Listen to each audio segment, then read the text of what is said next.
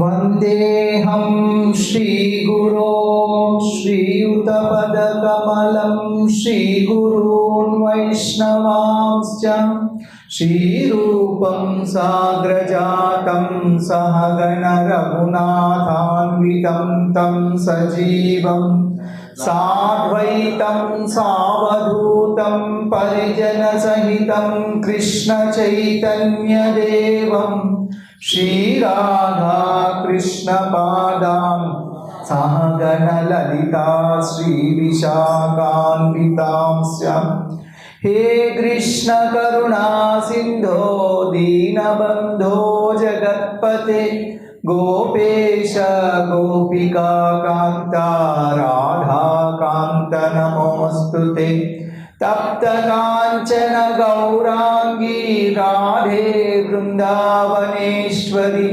వృషభానుసుతే దేవి ప్రణమామి హరిప్రియ నమో మహావదాన్యాయ కృష్ణ ప్రేమ ప్రదాయతే కృష్ణాయ కృష్ణ చైతన్య నామ్నే గౌరద్విషే నమః వాంఛాకల్పతరుభ్యశ్చ కృపా సింధుభ్య ఏవ చ పతితానాం పావనేభ్యో వైష్ణవేభ్యో నమో నమః.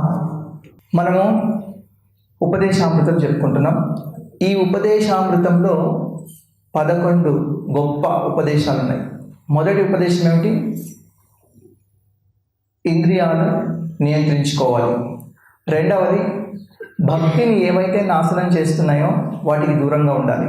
అత్యాహారం, ప్రయాస, ప్రజల్పం, నియమాగ్రహం, జనసంగం, లౌల్యం. మూడవది, భక్తిని ఏవైతే పెంపొందిస్తున్నాయో వాటిని కలిగి ఉండాలి. ఉత్సాహం, నిశ్చయం, ధైర్యం, భక్తి యోగ విధి విధానాలు పాటించడం, భక్తుల్లో దోషాలు ఎంచకూడదు.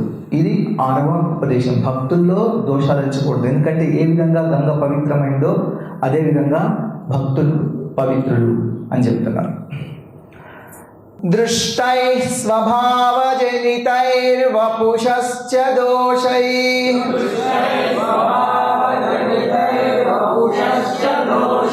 న ప్రాకృతత్వమిహ భక్తజనస్య పశ్యేత్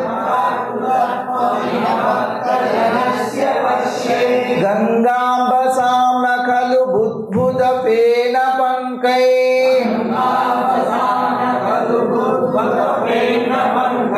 బ్రహ్మద్రవత్వమపగచ్చతి నీరధర్మై.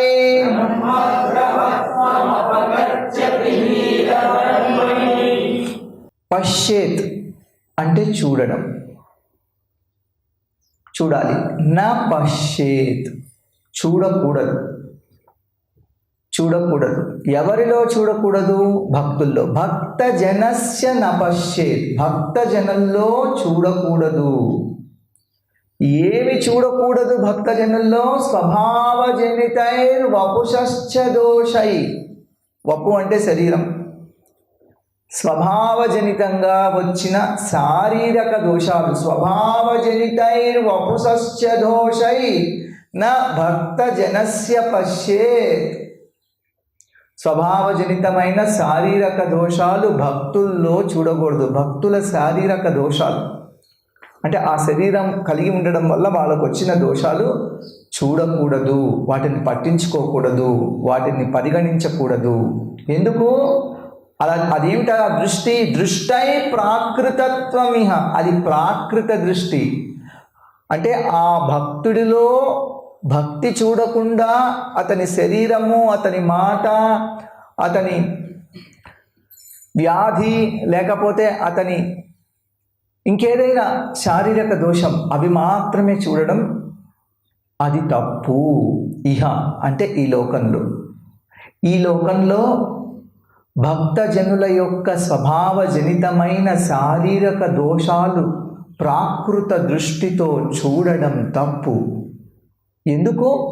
దానికి ఒక ఉదాహరణ చెప్తున్నారు. గంగాంబసాం నకలు బుద్భుద పేన పంకై బ్రహ్మద్రవత్వమపగచ్చతి నీరధర్మై. ఎందుకంటే గంగాంబసాం అంటే గంగా నది, గంగాజలం, మనకు తెలుసు గంగా నది చాలా పవిత్రమైనది. ఎందుకు గంగా నది పవిత్రమైంది?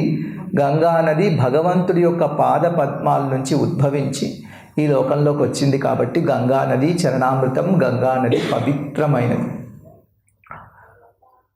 ఆ గంగా నదిలో ఒక్కొక్కసారి వర్షాకాలంలో బుద్భుద ఫేన పంకై,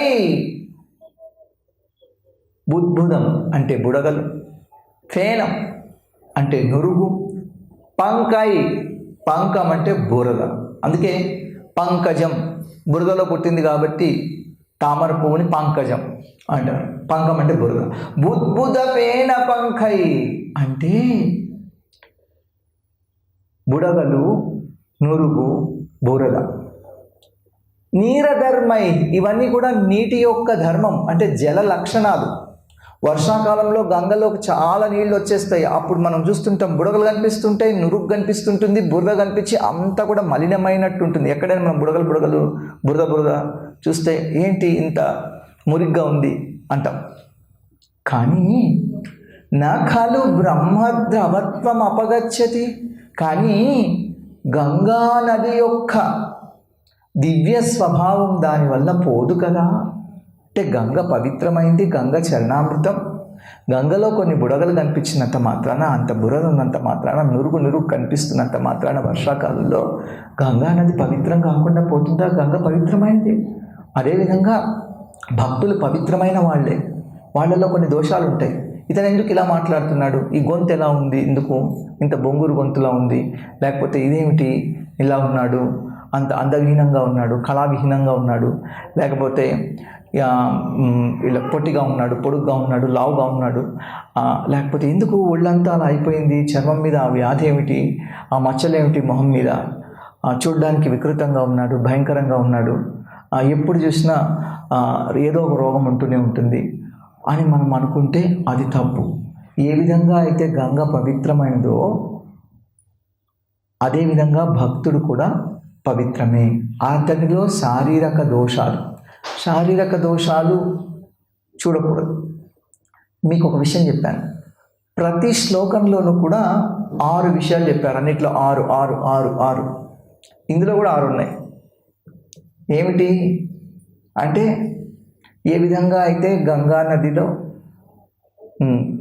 బుడగలు అవి గంగా నదిని అపవిత్రం చేయట్లేదు, అది మొదటి విషయం. నురుగు గంగా నదిని కలుషితం చేయట్లేదు, బురద గంగా నదిని మలినం చేయట్లేదు. అదేవిధంగా భక్తుల యొక్క శారీరక దోషాలు భక్తుల్ని అపవిత్రం చేయట్లేదు.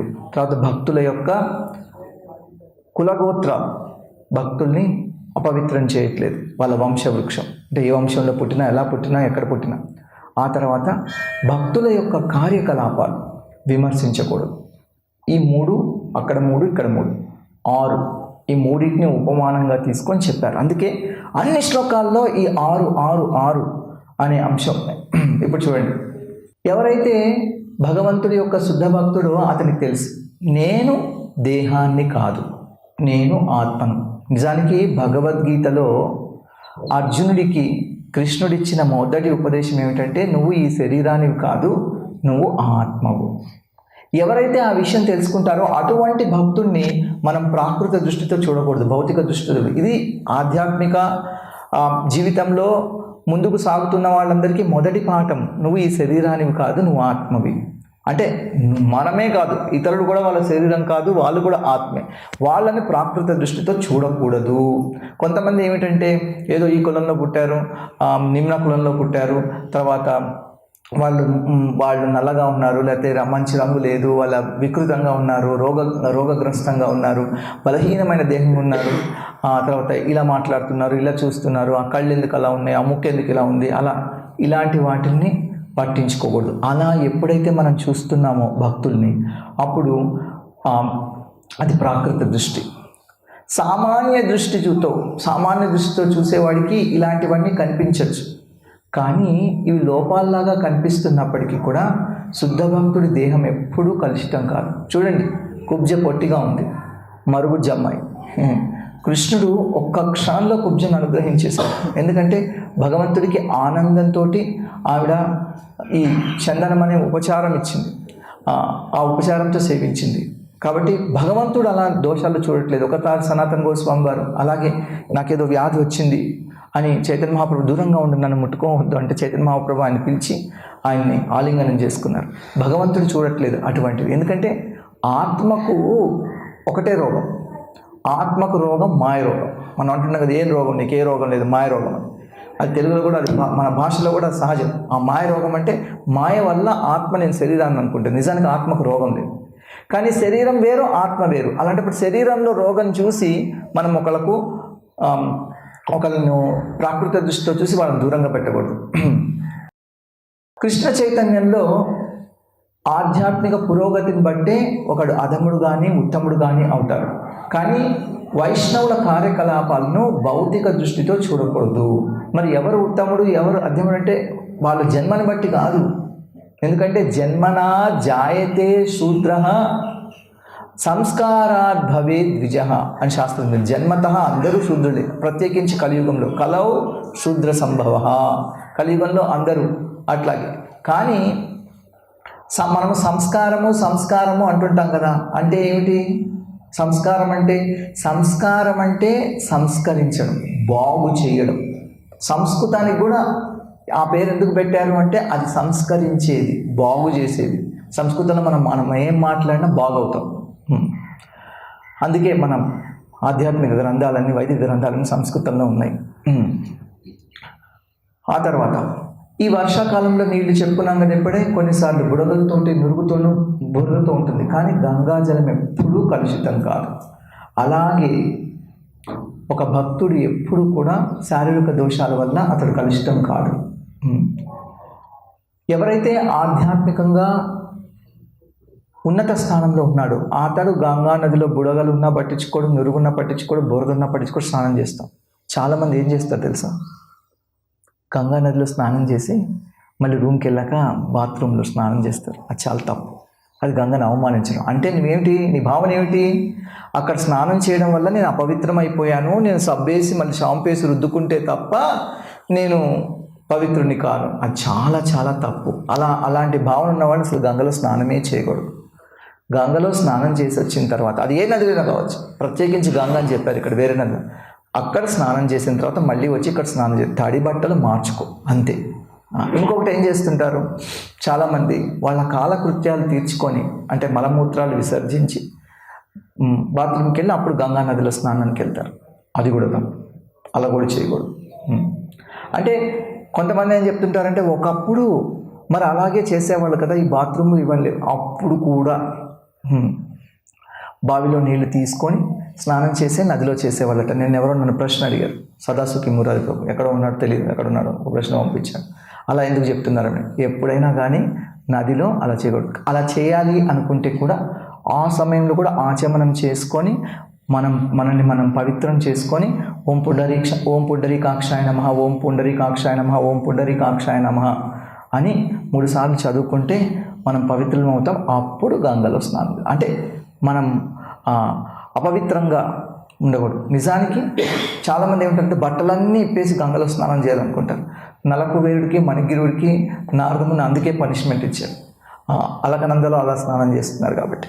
నిజం చెప్పాలంటే ఏ బట్టలు మనం ఎలా అయితే మామూలుగా ఉన్నామో అన్ని బట్టలతో అలాగే వెళ్ళి స్నానం చేయాలి గంగలో. ఇది కూడా ఇంకా ఒక్కొక్కసారి చెప్తుంటారు, ఏదైనా తప్పు చేస్తే వాళ్ళకి ఏమిటి ఆ పరిహారం అంటే సచేలా, అంటే బట్టలతో సహా, బట్టలతో ఎలా ఉన్నా కూడా గంగలో మునిగి తేలితే అప్పుడు ఆ తప్పు నుంచి మనకు వస్తుంది. కాబట్టి ఇవన్నీ కూడా ఆధ్యాత్మిక మార్గంలో ఎవరైతే అభివృద్ధి సాధించున్నారో వాళ్ళు ఏమి చూడకుండానే గంగలో స్నానం ఆచరిస్తారు. ఇప్పుడు మొదటి విషయం, గంగలో బుడగలు పట్టించుకోకూడదు. దానికి ఏమిటి ఇక్కడ మనకు చెప్పిన ఉపమానం అంటే భక్తుల్లో శారీరక దోషాలు ఎంచకూడదు, భక్తుల్లో దేహాల లోపాలు ఎవరు విమర్శించకూడదు. అలాంటి లోపాలు ఉంటే వాటిని పరిగణన తీసుకోకూడదు. ఎందుకంటే భౌతిక ప్రపంచంలో అందరికీ రోగాలు ఉంటాయి. ఎప్పుడో ఒకసారి మనకు కూడా వ్యాధి వస్తుంది.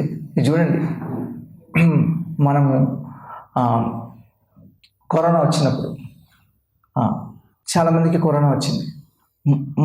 నేను హాస్పిటల్లో ఉన్నాను కొన్ని రోజులు. నేను హాస్పిటల్లో ఉన్నప్పుడు వార్డులో రూమ్ నుంచి బయటకు వచ్చి చూసేవాడిని అనమాట. వార్డులో వాళ్ళ కోసం పాపం ఎవ్వరూ లేరు. ఏదో వాళ్ళతో కొంచెం సేపు వీడియో కాల్లో మాట్లాడుతున్నారు, అక్కడ ఉన్న వాళ్ళ పిల్లలు రాలేదు. చాలామంది తల్లిదండ్రులను దహనం కూడా చేయడానికి రాలేదు. ఎందుకంటే వీడికి ఏదో ఇప్పుడు దోషం వచ్చింది, దానివల్ల నాకేదో వచ్చేస్తుంది, నేనేమైపోతాను. కానీ మన భక్తులు ఆ సమయంలో కూడా చనిపోయిన వాళ్ళను మనము ఎంతో గొప్పగా వాళ్ళకి అంతిమ సంస్కారాలు నిర్వహించి వాళ్ళని పంపించాం. తర్వాత హాస్పిటల్లో ఉన్న వాళ్ళకి, ఇంకెక్కడ ఉన్న వాళ్ళకి కూడా వాళ్ళని చక్కగా సేవించాం. చాలామంది తండ్రిని తల్లిని కూడా వాళ్ళు దహన సంస్కారాలు చేయడానికి ముందుకు రాలేదు. అలా ఉండకూడదు. ఇటువంటిదంతా దోషం. మనకేమైపోతుందనే భయంతో మన శరీరానికి అయిపోయేదానికంటే కూడా మనం చేయవలసిన సంస్కారాలు సరిగ్గా చేయకపోతే మన వాళ్లకు దానివల్ల కలిగే దోషం ఇంకా పెద్దదన్నమాట. ఇక్కడ చెప్తున్నమాట అనన్య భక్తుడు, ఎవరైతే అనన్య భక్తుడో అతడు జీవన్ముక్తుడే. అంటే ఈ శరీరంలో ఉన్న అతడు ముక్తుడే. ఎందుకంటే భగవంతుడే స్వయంగా భగవద్గీత చెప్తున్నాడు, మాంచయో అవ్యభిచారేణ భక్తి యోగేన సేవతే సగుణాన్ సమతీత్వైక బ్రహ్మభూయాయ కల్పతే. ఎవరైతే నన్ను అవ్యభిచారిణి యోగంతో, అవ్యభిచారిణి భక్తి యోగం, వ్యభిచారి అంటే మనకు తెలుసు, వ్యభిచారిణి అంటే వ్యభిచారుల కోసం వెళ్ళేవాడు. అవ్యభిచారిణి ఇంకెవ్వరి దగ్గరికి వెళ్ళకుండా, అన్య దేవతలను ఆశ్రయించకుండా నన్నే ఎవరైతే తీవ్రమైన భక్తి యోగంతో సేవిస్తారో వాడు గుణాలకు అతీతుడైనట్టు బ్రహ్మభూత స్థితిలోకి వచ్చినట్టే అంటున్నాడు భగవంతుడు. అంటే వాడు జీవన్ముక్తుడైనట్టే. అటువంటి జీవన్ముక్తుడైన భక్తుడిలో మనం దోషాలు ఎంచకూడదు. పోనీ జీవన్ముక్తులు కాని వాళ్ళు ఉన్నారనుకోండి, ఇంకా జపం చేస్తూ ఇంకా వాళ్ళు ఆధ్యాత్మికంగా పురోగతి సాధిస్తూనే ఉన్నారు, ఇంకా ఉన్నత స్థానానికి, అటువంటి వాళ్ళ శరీరంలో కూడా మనం దోషాలు చూడకూడదు. దేహ లక్షణాలన్నీ కూడా భౌతికంగా బద్ధంలైనట్లు కనిపించిన కృష్ణుని యొక్క భక్తుడు భౌతిక స్థితికి బద్ధుడు కాదు. చూడండి, కుచేలుడు వచ్చినప్పుడు ఎలా ఉన్నాడు? చినిగిపోయిన బట్టలతోటి, డొక్కెండిపోయిన శరీరంతో ఆయన మనం చూస్తుంటాం చిత్రాల్లో. వెళ్ళాడు కృష్ణుడి దగ్గరికి. కృష్ణుడు ఎలా ఆహ్వానించాడు కుచేలుడిని? అదే అవకాశం ద్రుపదుడికి కూడా వచ్చింది. ద్రోణాచార్యుడు కూడా అలాగే వచ్చాడు. తినడానికి తిండి లేకుండా ఏదో స్నేహితుడిని చూద్దామని వచ్చాం. నీకు నాకు స్నేహం ఎక్కడుంది? అసలు మన ఇద్దరం ఎప్పుడు కలిసి చదువుకున్నాం? నాకు అలా ఏం గుర్తు రావట్లేదు. నువ్వు అబద్ధాలు చెప్పకు, వెళ్ళిపోయి ఇక్కడి నుంచి అన్నాడు ద్రుపదుడు. కానీ కృష్ణుడు ఎలా ఆహ్వానించి తీసుకొచ్చి ముందుగా వెళ్ళిపోయి అతని లోపలికి తీసుకొచ్చి కూర్చోబెట్టి రుక్మిణి నీళ్లు పోస్తుంటే కాళ్ళు కడిగి ఆ నీళ్లు నెత్తి మీద చల్లుకొని అలా తీసుకెళ్ళాడు. అప్పుడు ఏమనుకున్నాడు? వెళ్ళిపోతూ ఆయన అనుకున్నాడు, ఏమనుకుంటున్నాడు కుచేలుడు అంటే, వాహం దరిద్ర పాపీయ క్వా కృష్ణ శ్రీనికేతన బ్రహ్మబంధూరితి స్వాహం బాహుభ్యాం పరిరంభిత. ఆయన ఏమనుకో, ఆహం దరిద్ర పాపి, నేను ఒక దరిద్రుణ్ణి, ధనహీనుణ్ణి, ఒక పాపిని, పాపాత్ముణ్ణి. క్వా కృష్ణ శ్రీనికేతన, కృష్ణుడు ఎవరు? కృష్ణుడు శ్రీనికేతన, లక్ష్మీదేవి భర్త, లక్ష్మీదేవికి నివాసం, రుక్మిణీదేవికి భర్త. బ్రహ్మబంధువునితి స్మాహం, నేను ఒక బ్రహ్మబంధువు, నేను బ్రాహ్మణున్నే కాదు, నేను ఒక బ్రహ్మబంధువుని, కేవలం బ్రాహ్మణుల బంధువులు మాత్రమే, నాలో బ్రాహ్మణత్వ లక్షణాలు లేవు ఆయన అనుకుంటున్నాడు వినయం వల్ల. బాహుభ్యాం పరిరంభిత, నన్ను బాహువులతోటి కౌగిలించుకున్నాడు కృష్ణుడు. ఆయన మురిసిపోతున్నాడు. వెళ్తూ ఆయనకు అదొక్కటే గుర్తుంది, ఆహా కృష్ణుడు నన్ను కౌగిలించుకున్నాడు కదా. కాబట్టి భక్తుల్ని అలా చూడకూడదు. ఇంకేం చెప్తున్నా తెలుసా? ఒకడు భక్తుడైతేనే నిజంగానే శిల ప్రభుపాదుల వారు చెప్తున్నారు, వాడు ఇంకొక భక్తుడిని గుర్తించగలడు. వాడు భక్తుడు కాకపోతే ఇంకో భక్తుడిని గుర్తించడం అసాధ్యం. కనిష్టాధికారి అంటే భక్తుల్లో చెప్పుకున్నాం కదా, కనిష్టాధికారి, మధ్యమాధికారి, ఉత్తమాధికారి. కనిష్టాధికారికి ఎవరు భక్తుడో ఎవరు భక్తుడు కాదో తెలియదు. వాడికి తెలిసినంత ఎంతసేపు టెంపుల్లో మందిరంలో శ్రీ విగ్రహం, కేవలం భగవంతుడిని శ్రీ విగ్రహాన్ని మాత్రమే పూజించడానికి ఉత్సాహం చూపిస్తాడు, కానీ అతనికి భక్తుల గురించి తెలియదు. మధ్యమాధికారికి తెలుసు, భక్తులకు మధ్య భేదం తెలుసు, భక్తుడికి భగవంతుడికి మధ్య భేదం తెలుసు. కనుక అతడు భక్తులు కాని వాళ్ళని, దేవాదిదేవుని అందరినీ గౌరవిస్తాడు. ఎవరితో ఎలా ప్రవర్తించాలో మధ్యమాధికారికి తెలుసు. మనం అలా ఉండాలి, ఎవరితో ఎలా ఉండాలి, అందరినీ గౌరవించాలి. చెప్పుకున్నాం నిన్న, ఎందరో మహానుభావులు, అందరికీ వందనం, అందరినీ గౌరవించాలి. వాళ్ళని వాళ్ళ స్థాయిని బట్టి తగు రీతిగా గౌరవించాలి. ఇది మొదటి విషయం. గంగలో బుడగలు పట్టించుకోకూడదు. దానికి ఉపమానంగా భక్తుల్లో శారీరక దోషాలు ఎంచకూడదు చెప్పారు. ఇప్పుడు శుద్ధ భక్తుల దేహ లోపాలను ఎవరు విమర్శించకూడదు, వాళ్ళల్లో ఉన్నాయి. చూడండి, విమర్శించినందువల్ల చాలామందికి చాలా చాలా ఇవి వచ్చాయి. కొంతమంది దేవకన్యలు అష్టావక్రముని వాళ్ళు ఈయన శరీరం ఇలా ఉంది ఏంటని నవ్వారు. దాని ఫలితంగా వాళ్ళు శిక్ష పొందాల్సి వచ్చింది. అలాగే మనం చూస్తూ ఉంటాం ఎంతోమందిని. రెండో విషయం ఏమిటి? గంగలో నురుగు పట్టించుకోకూడదు. చూడండి, గంగలో మనం కాశీకి వెళ్తే మణికర్ణిక ఘాట్ అంటారు, హరిశ్చంద్ర ఘాట్ అంటారు. హరిశ్చంద్ర ఘాట్లో ఎప్పుడు శవాలు తగలబెడుతూనే ఉంటారు. అక్కడే పక్కన అందరు స్నానం చేస్తుంటారు. ఆ చనిపోయిన తర్వాత ఆ మిగిలిన శవాలు తగలబెట్టేసిన తర్వాత అస్థికలు, ఆ బూడిద ఉంటుంది కదా, అవి తీసుకెళ్ళి గంగలో కలుపుతారు. అయినా అందరూ అక్కడే స్నానం చేస్తుంటారు, ఎందుకంటే గంగ పవిత్రమైనది. అట్లా నురుగు ఉంటుంది వర్షాకాలంలో వచ్చినప్పుడు. అలా ఇంకా ఒక్కోసారి దహన సంస్కారాలు చేయడానికి ఎవరు లేకపోతే శవాన్నే గంగలో పడేస్తారు. ఇంకా ఏవైనా పశుపక్షాదులు చనిపోతే వాటికి ఎవరు చేస్తారు? అంతిమ సంస్కారాలు ఎవరో మహానుభావులు తప్పితే ఎవరు చేయరు కదా, వాటిని కూడా తీసుకెళ్ళి గంగలో పడేస్తారు. అవన్నీ తేలుతుంటాయి, అక్కడక్కడే తిరుగుతూ ఉంటాయి. అయినా కానీ గంగలో అందరూ స్నానం చేస్తున్నారు, ఎందుకంటే గంగ పవిత్రమైంది. అలాగే గంగలో నురుగును పట్టించుకోకూడదు వర్షాకాలంలో. ఈ విధంగా ఏం చెప్పారంటే భక్తుల యొక్క కులగోత్రాలు, పుట్టు పూర్వోత్తరాలు, వంశవృక్షం ఇవి చూడకూడదు. వాళ్ళని ఏం చూడాలి అంటే వాళ్ళు భగవంతుడికి ఏమి సేవ చేస్తున్నారో ఆ సేవనే చూసి వాళ్ళని పరిగణించాలి తప్పితే వాళ్ళ యొక్క కులగోత్రాలు, పుట్టు పూర్వోత్తరాలు, పూర్వ పరిస్థితులు ఇవన్నీ పట్టించుకోకూడదు. కృష్ణుడే స్వయంగా చెప్తున్నాడు. ఒక్కోసారి ఏమంటారంటే ఇతను భక్తుడు ఏమిటండి, ఇంతకుముందు చాలా తప్పులు చేశారు, వీళ్ళు మాంసం కూడా తిన్నారు, మాంసం కూడా తిన్నారు, ఆ తర్వాత ఇది చేశారు అది చేశారు, వాళ్ళకు నాన్ వెజ్ షాప్ ఉండేది, లేకుంటే వీళ్ళు ఎల్లిపాయలు వేసేసి పచ్చళ్ళు అమ్మేవాళ్ళు అంతకితం, ఇలా ఏదో. కృష్ణుడు ఏం చెప్తున్నాడు? అపిచే సుదురాచారో భజతే మా మనన్యభాగ్ సాధురేవ సమంతవ్య సమ్యక్ వ్యవహితో హి సహా. అంటే ఎంత దురాచారవంతుడైనా ఇంతకుముందు భక్తుడు ఎంత పెద్ద తప్పు చేసినప్పటికీ కూడా ఇప్పుడు నన్ను అనన్య భక్తితో సేవిస్తుంటే సాధురేవ సమంతవ్య, అటువంటి భక్తుణ్ణి సాధువుగానే పరిగణించాలి. ఎందుకంటే సమ్యక్ వ్యవహితో హి సహా, అతడు ఇప్పుడు మంచి దృఢ నిశ్చయంతో ఉన్నాడు, నన్నే సేవించాలని. అటువంటి వ్యక్తిని సాధారణ వ్యక్తిగా భావించకూడదు అని భగవంతుడు చెప్తున్నాడు. మనం ఒక్కోసారి గోస్వామి అంటే ఎవరు? గోస్వామి అంటే గోవులకు స్వామి, ఇంద్రియాలకు స్వామి. మనం ఏమనుకుంటాం? గోస్వామి అంటే గుళ్ళో పూజారి, అయ్యగారు, ఆయనే గోస్వామి. ఇప్పుడు బృందావనంలో వెళ్తుంటే అందరూ కూడా గోస్వామి గోస్వామి గోస్వామి పిలుచుకుంటారు, ఎందుకంటే వాళ్ళు గోస్వామి కుటుంబంలో పుట్టారు. ఇప్పుడు వాళ్ళ టైటిల్ కూడా అదే పెట్టేసుకున్నారు, నితిన్ గోస్వామి, సురేష్ గోస్వామి వాళ్ళు. అట్లాగే అలా కాదు, గోస్వామి కుటుంబంలో జన్మించకపోయినా కానీ ఒక శుద్ధ భక్తుణ్ణి మనము ఆయన గోస్వామి కాబట్టి ఆయన గోస్వామిగానే పరిగణించాలి, నిరాకరించకూడదు. నిజానికి గోస్వాముల కుటుంబాలు వర్ణంపై కానీ వంశ పరంపరపై కానీ ఆధారపడి ఉండవు. ఎందుకంటే ఒక గోస్వామి కుటుంబంలో పుట్టినంత మాత్రం మనం గోస్వామి అయిపోం. అశ్వత్థామ గొప్పవాడు, ద్రోణుడు పుట్టాడు, బ్రాహ్మణుడు, కానీ భాగవతంలో పెద్ద పెద్ద ఆచార్యులు ఆయన బ్రాహ్మణుడు అని పిలవలేదు. ఎందుకంటే బ్రాహ్మణుడికి ఉండవలసిన ఒక లక్షణం క్షమాగుణం. క్షమాగుణం లేకుండా పగబట్టి అర్ధరాత్రి నిద్రపోతున్న చిన్నపిల్లల్ని చంపాడు కాబట్టి ఇతన్ని బ్రాహ్మణుడు అని చెప్పలేదు సుఖదేవ గోస్వామి గారు. ఆయన మహాభాగవతుడు, ఆయన ఎవరు నిందించడు. అటువంటి మహాభాగవతుడు కూడా ఈయన్ని బ్రహ్మబంధువు అంటే సూత గోస్వామి వారు చెప్పారు, ఈయనను బ్రహ్మబంధువుగానే చెప్పారు. అంటే ఈయన బ్రాహ్మణులకు బంధువు అన్నారు అంతే. అంటే బ్రాహ్మణుడు కాదు, బ్రాహ్మణుడు లక్షణాలు లేవు అని. అలాగే శృంగికి కూడా శమీకముని పుత్రుడు శృంగి చిన్న తప్పుకు మహారాజు నువ్వు 7 రోజుల్లో చచ్చిపోతావని చెప్పించినందుకు శృంగిని కూడా వాళ్ళు వేద పారాయణం చేసే విప్రుడైనప్పటికీ కూడా అతన్ని బ్రహ్మబంధువు అన్నారు. కాబట్టి మనం నిజమైన ఇద్దరికి కూడా ఇంద్రియాల మీద నియంత్రణ లేదు. అశ్వత్థామకు లేదు, శృంగికి లేదు. వాళ్ళ వంశం ఎంత గొప్పదైందా కానీ వీళ్ళు గోస్వాములు కాదు.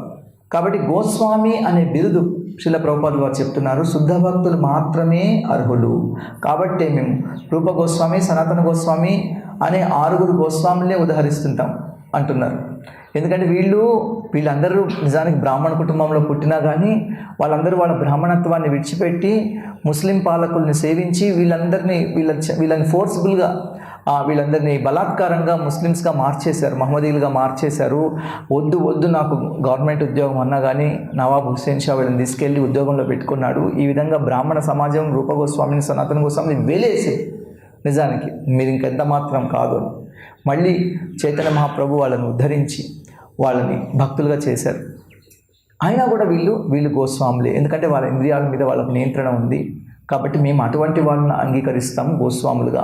అంటే శ్రీల ప్రభుపాదులు వారు చెప్తున్నారు, అద్వైత పరంపరలో, నిత్యానంద వంశ పరంపరలో, గదాధర పరంపరలో వచ్చిన వాళ్ళంతా కూడా గోస్వాములే, మేము కాదనట్లేదు. కానీ వీళ్ళని కూడా మేము గోస్వాములుగానే అంగీకరిస్తామంటున్నాం.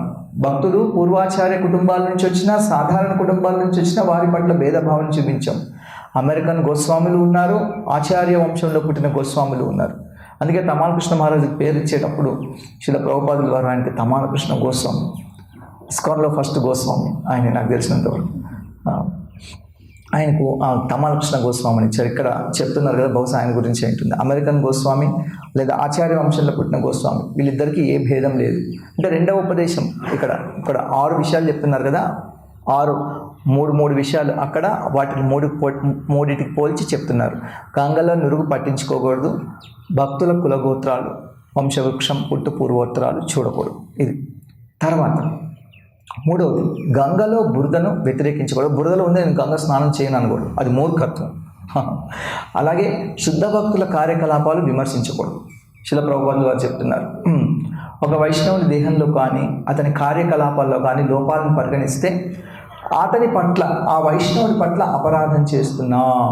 ఇట్లా వైష్ణవుల పట్ల అపరాధం చేయడం అనేది చైతన్య మహాప్రభు ఏం చెప్తున్నారంటే అది హాతి మాత అపరాధం. అంటే పిచ్చి ఏనుగు ఏ విధంగా అయితే మొత్తం సర్వాన్ని నాశనం చేసేస్తుందో, ఏనుగుని ఒక వనంలో కనుక తీసుకెళ్తే అక్కడ చెట్లను లతలను ఊడబెరికి మొత్తం సర్వనాశనం చేస్తుందో కొంచెం సేపట్లో, అలాగే కొద్ది సమయంలోనే ఇటువంటి అపరాధం చేస్తే భక్తి లతా బీజం, ఆ పిచ్చి ఏనుగు మొత్తం నాశనం చేస్తుంది. కాబట్టి ఇటువంటి అపరాధం అనేది చేయకూడదు భక్తుల కార్యకలాపాల్లో అంటున్నారు. ప్రత్యేకించి చెప్తున్నారు, ఎవరైతే శాక్తావేశుడైన వ్యక్తిని అటువంటిని సాధారణ మానవుడిగా పరిగణించకూడదు. ఎందుకంటే శ్రీకృష్ణుడు శక్తిని ప్రసాదిస్తేనే ఎవరైనా కృష్ణ చైతన్య ఉద్యమాన్ని ప్రచారం చేయగలరు. ప్రత్యేకించి అట్లా కృష్ణ చైతన్య ఉద్యమంలో తీవ్రంగా ప్రయత్నించే వాళ్ళలో కార్యకలాపాల్లో వాళ్ళని విమర్శించకూడదు. శిల ప్రభుపాదులు వారు తన సొంత ఉదాహరణ చెప్తున్నారు ఇక్కడ. నేను ఎంతో కష్టపడి అమెరికాకు వెళ్ళి అనేక ఆటుపోట్లు ఎదుర్కొని ఇట్లా చేస్తూ ఉంటే మా కొంతమంది గురుభాయిలు వాళ్ళు కొన్ని పిల్ల చేష్టలతోటి నన్ను ఎప్పుడు ఇబ్బంది పెట్టడానికి ప్రయత్నిస్తున్నారు అని చెప్తున్నారు శిల ప్రభుపాదులు వారు. శిల ప్రభుపాదులు ఏం చేసినా విమర్శించారు. ఓహో అమెరికా వెళ్ళాడు, ఒక బ్రహ్మచారిని ఆశ్రమాన్ని ప్రారంభించాడు, ఈయన దేశం దాటి వెళ్ళకూడదు, సన్యాసి దేశం దాటి వెళ్ళిపోయాడు, అలాగే ఏదో ఒకటి శిల ప్రభుపాదుల వారికి. అమెరికా వాళ్లకు దీక్షలు ఇవ్వకూడదు, వాళ్ళకు బ్రాహ్మణ దీక్షలు ఇవ్వకూడదు, వాళ్ళకు సన్యాసి దీక్షలు ఇవ్వకూడదు, ఇవన్నీ ఇచ్చేశారు. జీవితాంతం అట్లా ఆయన విమర్శిస్తూనే ఉన్నారు. ఆ విమర్శించే వాళ్ళు అట్లా విమర్శిస్తూ చనిపోయారు. కానీ శిల ప్రభుపాదుల వారు ఇప్పటికీ కూడా అందరి గుండెల్లో నిలిచి ఉన్నారు. ఇప్పటికి కూడా ఆయన ప్రతిరోజు కొత్త భక్తుల్ని తయారు చేస్తూనే ఉన్నారు. ఆయన బోధనలతోటి, ఆయన శిష్యులతోటి, ఆయన మందిరాలతోటి, ఆయన ఉద్యమంతో, ఆయన యొక్క స్ఫూర్తితోటి ఇప్పటికి కూడా జరుగుతూనే ఉంది. తర్వాత ఇంకోటి ఏంటంటే, శాక్తావేశుడైన వైష్ణవుని గురించి లేక శుద్ధ వైష్ణవుని పట్ల ఈర్ష్య చెందకుండా ఉండాలి మనం. ఎందుకంటే మనం ఈర్ష్య ఉంటేనే మిగతా వాళ్ళ మీద ఎప్పుడు వాళ్ళని వ్యతిరేకిస్తూ విమర్శిస్తూ ఏదో ఇలా చేయకూడదు, ఇలా చేయాలని చెప్తుంటాం. అట్లా చేయడం, లేకపోతే వాళ్ళ మీద క్రమశిక్షణ పెట్టాలి అనుకోవడం, వాళ్ళని ఏదో ఒక రకంగా నియంత్రించాలనుకోవడం కూడా అపరాధమే.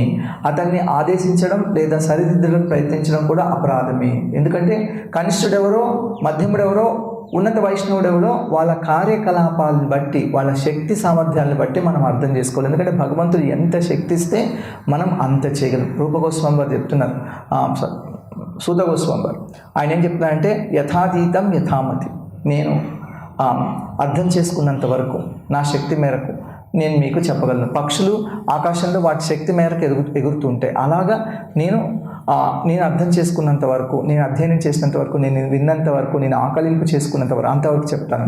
కాబట్టి భక్తుల్లో ఇలా మనం చేయకూడదు. ఏదో రకంగా వాళ్ళని సరిదిద్దాలి, నేనే చేసేది సరైనది, వాళ్ళు చేసేది తప్పు అన్నట్లు అనుకోకూడదు. ముఖ్యంగా ఒక నూతన భక్తుడు, ఒక కనిష్ట భక్తుడు, ఒక శుద్ధ భక్తుడిని భౌతిక దృష్టితో చూడడం మిక్కిలి ప్రమాదకరం. కనుక ఎవరైనా కూడా వాళ్ళ బయట లక్షణాలు చూడకూడదు, అంతర్ లక్షణాలు చూడాలి.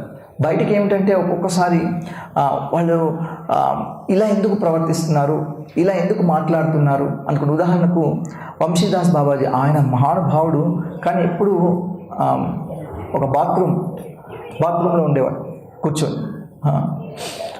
తర్వాత జగన్నాథ్ దాస్ బాబాజీ, ఆయన కూడా అసలు ఎవరు వచ్చినా కానీ సరిగా మాట్లాడేవాళ్ళు కాదు. వాళ్ళంతా కూడా వాళ్ళకు తెలుసు వీళ్ళంతా లౌకిక దృక్పథంతో, లౌకిక దృష్టితోటి, భౌతికమైన కోరికలతో నా దగ్గరికి వస్తున్నారని చెప్పి అక్కడ కూర్చుంటే రాదని చెప్పి అక్కడ వాసన వచ్చే ప్రదేశంలో అక్కడికి వెళ్ళి అక్కడ కూర్చునేవాడు వంశీదాస్ బాబాజీ ప్రత్యేకించి. కాబట్టి భక్తుడు ఒకటి ఎందుకు చేస్తున్నాడు అనేది అర్థం కాదు. శిలా ప్రభుపాదుల వారు కూడా ఎన్నో చేశారు అలాంటివి. అవి చూసి మామూలు వాళ్ళు ఇలా ఎందుకు చేస్తున్నారు, అలా ఎందుకు చేస్తున్నారని ఆయన తనదే ఉదాహరణలో ఇవన్నీ చెప్పారన్నమాట శిలా ప్రభుపాదులు. మనము వాళ్ళ యొక్క అంతఃస్వరూపం చూడాలి, బహిస్వరూపం చూడకూడదు. చాలాసార్లు మనం మోసపోతుంటాం. బహిస్వరూపంలో మనం ఏమనుకుంటామంటే వినయ విధేయతలు అంటే చాలా మెల్లగా, చిన్నగా మాట్లాడడం, దీనంగా ఉండడం, ఇట్లా చెప్పడం, ఇవన్నీ బహి లక్షణాలు. కానీ అమానిత్వం, అదంబిత్వం అని భగవంతుడు లక్షణాలు చెప్పేటప్పుడు అక్కడ శిలా ప్రభుపాదుల వారు అమానిత్వం అనే దానికి ఉదాహరణగా ఎవరిని చెప్పారు తెలుసా? వినయ విధేయతలు ఉన్న వాళ్ళగా గోపికలను చెప్పారు. అదేమిటండి, ఎప్పుడన్నా అట్లా మాట్లాడుతున్నారా, ఎప్పుడు కృష్ణుని దెప్పి పొడుస్తున్నారు, ఎప్పుడు అలా మాట్లాడుతున్నారు ఆయనతోటి, వీళ్ళకేమిటి, వీళ్ళని ఎందుకు చెప్తున్నారు అమానిత్వానికి ఉదాహరణ అనుకోవచ్చు. ఎందుకంటే వాళ్ళు కృష్ణుడి కోసం అనేక రకాలైన విమర్శలు పడడానికి వాళ్ళు సిద్ధంగా ఉన్నారు. ఎందుకు నువ్వు ఇల్లు వదిలిపెట్టి రాత్రిపూట ఆయనతో తిరుగుతున్నావు ఏమి అని వాళ్ళని అందరూ ఒక వ్యభిచారిలాగా వాళ్ళను మాట్లాడతారనమాట కొంతమంది. అందరూ అంటే భక్తులు కాదు. అయినా కూడా వాళ్ళు పట్టించుకోకుండా కేవలం భగవంతుడినే సేవించాలని చెప్పి వాళ్ళు భగవంతుడిని సేవించారు. కాబట్టి నిజమైన అమానిత్వం, నిజమైన వినయ విధేయతలు ఏమిటంటే భగవంతుడి కోసం ఎన్ని విమర్శలైనా ఎదుర్కోగలగడం. అంతేగాని చాలామందికి ఏమిటంటే భయం, ఏదైనా తీసుకోవాలంటే ఎవరో ఒకరు ఏమన్నా అంటారు కాబట్టి నేను చేయను. అది గొప్ప విషయం కాదు. అంటే అప్పుడు మన అహంకారానికి మనం తొలగుతున్నాం. ఎవరు ఏమన్నా కూడా భగవంతుడి కోసం ఇచ్చేయాలి, భగవంతుడే శక్తినిచ్చాడు, భగవంతుడు మార్గం చూపించాడు కాబట్టి నేను ముందుకే వెళ్ళి చేస్తాను. అటువంటి వాళ్ళని భగవంతుడు ఇంకా ఎక్కువ అనుగ్రహిస్తాడు. అటువంటి వాళ్ళని మనం సహాయం చేయాలి తప్ప వాళ్ళతో విమర్శలు చేయకూడదు. ఈ విధంగా భౌతిక దృష్టితోటి ఒక ఉన్నత స్థానంలో ఉన్న భక్తుడిని మనం నిందించకూడదు. ఇట్లా మానేయడం ద్వారా, అంటే మనం ఎప్పుడైతే వేరే వాళ్ళను నిందించడం మానేస్తామో అప్పుడు మనం కూడా ఉన్నత స్థానానికి వెళ్తాము అని చెప్తున్నారు అనమాట. ఏలా కాబట్టి ఈ శ్లోకంలో చెప్పిన విషయాలు ఏమిటేమిటి? మళ్ళీ మొదటిది గంగా నదిలో బుడగలు పట్టించుకోకూడదు. అలాగే భక్తుల్లో శారీరక దోషాలు చూడకూడదు. రెండవది గంగా నదిలో నురుగు అది చూడకూడదు. అలాగే భక్తుల యొక్క కులగోత్రాలు చూడకూడదు. మూడవది ఏం చెప్పారు? గంగా నదిలో బుర్రను వ్యతిరేకించకూడదు. భక్తుల యొక్క కార్యకలాపాలు విమర్శించకూడదు. ఒక్కొక్కసారి ఏమిటంటే ఏదైనా చేస్తుంటే, అంటే మనము ఈ సమాజంలో భక్తుల్ని కృష్ణ చైతన్యంలోకి తీసుకురావాలంటే ఒక్కొక్కసారి కొంతమంది భక్తులు కొన్ని ప్రత్యేకమైన కార్యక్రమాలు చేస్తుంటారు. వాటిని అర్థం చేసుకొని వాళ్ళు ఎప్పుడు విమర్శిస్తూ ఉంటారు అన్నమాట. ఏదో ఒక కారణంతో విమర్శిస్తూ ఉంటారు. అలా చేయకూడదు. ఎందుకంటే వాళ్ళను ఆ విధంగా నిరుత్సాహపరచడం కంటే కూడా ఉత్సాహపరచడానికి ప్రయత్నిస్తే భగవంతుడు అన్ని విధాల వాళ్ళకు కూడా సాయం చేస్తాడు. ఇక్కడ కొన్ని ఉదాహరణలు శాస్త్రంలో నుంచి చూడండి. జడభరతుడు ఒక మూగవాడిలాగా ఉన్నాడు, ఒక చెవిటివాడిలాగా ప్రవర్తించాడు. కానీ ఆయన చూసి మూగవాడు, చెవిటివాడు అనుకోవడం చాలా తప్పు. తర్వాత రఘుగణుడికి అర్థమైంది ఇతను ఎంత గొప్పవాడు అర్థమైంది. లీలాసుకుడు బిల్వమంగళ ఠాకూర్ గుడ్డివాడు, కానీ ఆయన గుడ్డివాడు కాదు. ఎందుకంటే భగవంతుని ప్రతిరోజు చూస్తున్నాడు ఆయన. అవధూత బ్రాహ్మణుడు అలాగే రోడ్డు పక్కన పడుకొని ఉన్నాడు. చాలామంది ఏమంటారు, రోడ్డు పక్కన పడితే ఇల్లు వాకిలు లేకుండా ఏం పని చేయకుండా ఎందుకురా సోమరిపోతులాగా పడుకున్నావు అనుకుంటారు అనమాట. ఆయన సోమరిపోతు కాదు. ఆ విషయం ప్రహ్లాదుడికి అర్థమైంది. అవంతి బ్రాహ్మణుడు, ఆయన మాట్లాడట్లేదు, జనాలు తిడుతున్నారు, ఉమ్మేస్తున్నారు, ఆయన మీద మలమూత్రాలు ఆయన మీద పడేస్తున్నారు, ఆయన కూడా సహిస్తున్నాడు. ఎందుకంటే ఆయనకి ఇప్పుడు భగవంతుడే కావాలి. వీళ్ళందరూ కాదు నాకు సుఖ దుఃఖాలు ఇచ్చేది, నాకు భగవంతుడే కావాలని కోరుకున్నాడు. సుఖమహర్షి నగ్నంగా తిరుగుతున్నాడు. సుఖమహర్షి బట్టలు వేసుకోకుండా, సహజంగా బట్టలు వేసుకోకుండా ఉండే వాళ్ళు పిచ్చి వాళ్ళు అనుకుంటారు. కానీ శుకుడు, వృషభదేవుడు ఆ విధంగా ఉన్నారు. అది అందరికీ అర్థం కాలేదు, కేవలం భక్తులకు మాత్రమే అర్థమైంది. అలాగే అష్టావక్రుడు, శరీరంలో 8 వంకరలు ఉన్నాయట, అందుకని ఆయనకు అష్టావక్రుడు అని పేరు. ఆయన చూసి కొంతమంది నవ్వారు. దేవతా స్త్రీలు నిజానికి ఏం చెప్పారంటే, ఆ దేవతా స్త్రీలే కొంతమంది కృష్ణుడి భార్యలుగా పుట్టారు. అప్పుడు అలా తప్పు చేశారు కాబట్టి వాళ్ళు గొల్లవాళ్లతోటి అపహరించబడ్డారు కృష్ణుడు తన స్వధామానికి వెళ్ళిపోయిన తర్వాత అని చెప్పారు. కానీ చివరికి కృష్ణుడే అలా ఒక గొల్లవాడుగా వచ్చి వాళ్ళందరినీ కిడ్నాప్ చేశారు, వాళ్ళందరినీ అపహరించాడని చెప్పి ఇంకొక చోట పురాణంలో చెప్పబడింది. ఈ విధంగా భక్తుల్లో శారీరక దోషాలు ఎంచకూడదు. ప్రభుపాదులు అది రాస్తున్నప్పుడు తను ఎన్ని అవమానాలకు గురయ్యారో, తనని ఏమేమి అన్నారో అవి కూడా గుర్తుకు తెచ్చుకుంటున్నారు. అంటే ఇలా చేయకూడదు, దాన్ని ఒక ఉదాహరణగా తీసుకొని ఇలా చేయకూడదు అని శిల ప్రభుపాదుల వారు మనకు దీని ద్వారా నేర్పిస్తున్నారు. ఇప్పుడు ఎవరికైనా ఏమైనా ప్రశ్నలు ఉంటే అడగవచ్చు. హరే కృష్ణ. పరీక్ష మహారాజు గొప్ప భక్తులు, గొప్ప చక్రవర్తి, వివేకవంతుడు. క్షణకాల ఆవేశంలో ఆ చనిపోయిన కోమని మెల్ల. అయితే మరి బ్రాహ్మణ వాళ్ళు శృంగి చాలా చిన్న పిల్లవాడు, చనికాల ఆవేశంలో చెప్పించడం వల్ల తన బ్రాహ్మణ కొంచెం ఎలా చిన్నపిల్లవాడు, ఆయన చిన్నపిల్లవాడు.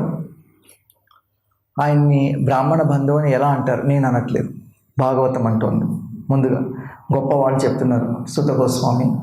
ఆ తర్వాత ఆయన చెప్పిన మాటలు చిన్నవి కాదు. ఎందుకంటే ఆ అబ్బాయి వేదం చదువుకున్నాడు. తనకు ఆ వేదోచ్చారణ వల్ల, మంత్రోచ్చారణ వల్ల ఒకళ్ళను చంపగలిగే శక్తి కూడా ఉంది. అటువంటి శక్తిని అతను దుర్వినియోగం చేశాడు చిన్న తప్పు కోసం అన్నారు. ఇంకొకటి, పరీక్షిత్ మహారాజు విచక్షణ కోల్పోలేదు. చాలామంది ఎందుకు అలా చేశాడంటే, ఆయనకు ఆకలి అయింది, దప్పిక అయింది, నీళ్లు కావాలి, అక్కడికి వెళ్ళాడు, అక్కడ నీళ్ళు ఇవ్వలేదు, ఎవరు పట్టించుకోలేదు, అందుకని అలా చేశారు అనుకుంటారు. కానీ ఆచార్యులు చెప్తున్నారు, కాదు కాదు, వారం రోజులు ఇంకా కూడా ఉపవాసం చేసిన తర్వాత చివరిలో కూడా చెప్తున్నాడు, నివృత్త తర్షైరుపగీయమాన. ఆయన భవౌషధి స్తోత్ర మనోభిరామ. ఆయన చెప్తున్నాడు, ఇంకా వినాలని నాకు ఆకలి దప్పికలు వేయట్లేదని చెప్తున్నాడు. అంటే తర్వాత వారానికి కూడా ఆయనకు ఆకలి దప్పికలు వేయట్లేదు. మరి ఇప్పుడు ఎందుకు ఇలా అనిపించింది అంటే, కేవలం భాగవతం ఈ ప్రపంచంలోకి రావడానికి భగవంతుడు ఆయన్ని అలా చేశారు. ఇంకొకటి, కనీసం తప్పు తెలిసిన తర్వాత కూడా భగవంతుని ప్రార్థించలేదు శృంగి. ఎవరు ప్రార్థించారు? శమీకముని ప్రార్థించాడు. ఏమని ప్రార్థించాడు? తిరస్కృత విప్రలబ్ధ శప్త క్షిప్త హత అపి నాస్య తత్ ప్రతికుర్వంతి తద్భక్త ప్రభవోపి. ఆయన అడుగుతున్నాడు, నా కొడుకుని క్షమించు. తర్వాత ఏం చెప్తాడంటే, ఒక వైష్ణవుడు, పరీక్షితు లాంటి వైష్ణవుడు ఎలా ఉంటాడో చెప్తాడు. తిరస్కరించబడినప్పటికీ, నిర్లక్ష్యం చేయబడ్డప్పటికీ, ఎవ్వరూ పట్టించుకోకపోయినా, విప్రలబ్ధ మోసగించబడినప్పటికీ, శప్త శపించబడినప్పటికీ, క్షిప్త గాయపరచబడినప్పటికీ, హత అపి చివరికి చంపబడినప్పటికీ కూడా ఒక వైష్ణవుడు నాస్య తత్ ప్రతికుర్వంతి ప్రతిశాపమివ్వడు. తద్భక్తా ప్రభవోపి సమర్థుడైనప్పటికీ కూడా, ప్రతిశాపమివ్వడానికి సమర్థుడైనప్పటికీ కూడా అటువంటివి చెయ్యడు. తనను శపించిన వాళ్లను శపించడు, తనను గాయపరిచిన వాళ్లను గాయపరచడు, తనను చంపాలనుకున్న వాళ్ళు చంపడు, తనను తిరస్కరించిన వాళ్ళను తిరస్కరించడు. పార్వతీదేవి ఎంత గొప్ప భక్తురాలో, చిత్రకేతుడు అంత గొప్ప భక్తుడు. ఆమె శాపం ఇస్తే ఆయన ప్రతి శాపం ఇవ్వగలడు, ఇవ్వలేదు. ఈ బచ్చా శృంగి వేద బ్రాహ్మణుడు, సామాన్యుడు అని చెప్పం, గొప్పవాడు. అయినా పరీక్షిత్ అతని కంటే గొప్పవాడు. కానీ అతన్ని ప్రతిశాపం ఇవ్వలేదు. ప్రతిశాపం ఇవ్వడం కూడా కాదు కదా, ఏమన్నాడంటే నిర్వేదమూలో ద్విజశాప రూపో అంటున్నాడు. నాకు ఈ ద్విజుడి శాపం వల్ల నిర్వేదం కలుగుతుంది, ఇది నా నిర్వేదానికి మూలమవుతుంది అనుకున్నాడు పరీక్షిత్. సూత గోస్వామి వారు నా అబ్బాయి ద్విజబంధు బ్రహ్మబంధు అన్నారు, కానీ పరీక్షిత్ మహారాజు అనట్లేదు. ద్విజశాప రూపో, ఇది ద్విజుడి శాపం కాబట్టి నేను పడాల్సిందే దీన్ని. గర్భంలో ఉన్నప్పుడే పరీక్షిత్ని కృష్ణుడు కాపాడాడు. ఏం చేయలేదు అప్పుడు, ఇంకా పరిస్థితి పుట్టలేదు, గొప్ప కార్యాలు ఏం చేయలేదు. ఇప్పుడు పుట్టాడు, గొప్ప కార్యాలు ఎన్నో చేశాడు. ఇప్పుడు ప్రార్థించవచ్చు భగవంతుని, నన్ను ప్రార్థించలేదు, నన్ను కాపాడమని, నాకు ఇలాగే అవ్వాలి. కాబట్టి మళ్ళీ జన్మంటూ ఉంటే నేను బ్రాహ్మణులను ఇలా బ్రాహ్మణుల పట్ల తప్పు చేయకూడదు. ఇది పరీక్షిత్ మనోభావం, అది శృంగి మనోభావం. వీళ్ళిద్దరిలో మనం ఎవరికి మద్దతు ఇవ్వాలి? మీరే చెప్పండి. తప్పు చేసిన తర్వాత ఈయనలో పశ్చాత్తాపం లేదు, తప్పు చేయకపోయినా, నిజానికి అది తప్పు కాకపోయినా ఈయన నేను తప్పు చేశానని పశ్చాత్తాపడుతున్నాడు. కాబట్టి శృంగి అపరాధమే చేశాడు. ఒక చిన్న తప్పుకు ఒక చక్రవర్తిని నాశనం చేయాలనుకున్నాడు. పరీక్షిత్ మహారాజు అంత చిన్న తప్పు చేసిన దానికి పెద్ద శిక్ష తనకు తనే వేసుకొని ప్రాయోపవేశం చేస్తూ మరణించాలనుకున్నాడు. కాబట్టి తప్పు అందరూ చేస్తారు, కానీ ఎవరైతే తెలుసుకొని సరిదిద్దుకుంటారో వాళ్ళు గొప్పవాళ్ళు. ఆ ప్రయత్నం పరీక్షిత్ చేశాడు, శృంగి చేయలేదు. కాబట్టి ఇక్కడ మనం ఖచ్చితంగా చెప్పచ్చు, వాళ్ళిద్దరి మనోభావాలు వేరు. ఈయన భక్తుడు, ఆయన కేవలం ఒక రకమైన నేనే గొప్పవాడిని. ఇంకా ఎన్ని మాటలన్నా తెలుసా, నువ్వు కుక్కవి, ఆయన రాజుకు రాజ్యంలో అన్ని ప్రదేశాలు ఆయనవి, ఎక్కడికైనా ఆయన వెళ్ళొచ్చు, మా అనుమతి లేకుండా మా ఇంట్లోకి వచ్చావు, నువ్వు ఒక కుక్కవి అన్నాడు శృంగి. తప్పు, అలా మాట్లాడకూడదు. కానీ ఎంత మాట్లాడినా కానీ ఒక మాట అంటే ఒక మాట, కానీ చచ్చిపోవాలి వేరే వాళ్ళు అని కోరుకోవడం, వాళ్ళకి శాపం పెట్టడం, అలా అది ఎంత కోపం వచ్చినా కానీ అటువంటి పని చేయకూడదు. మనం చాలా జాగ్రత్తగా ఉంటాం. హరే కృష్ణ.